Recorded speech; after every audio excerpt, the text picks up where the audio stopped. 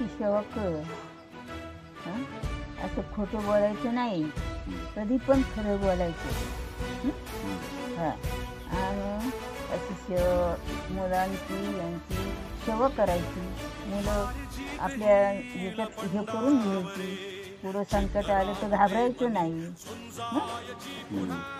आता आपलं जे काम चाललंय हां त्याच्यात खूप समस्या आहे, हां पण तरी सुद्धा आपण या सगळ्या समस्येवर तोंड देऊन काम करायचं. काम असं. करायचं. हां आणि ते मूल मार्गी लागलं पाहिजे. हां, म्हणून ते मार्गी लागलं पाहिजे. तिच्या आईकडे परत सोडवायचं. सोडवायचं.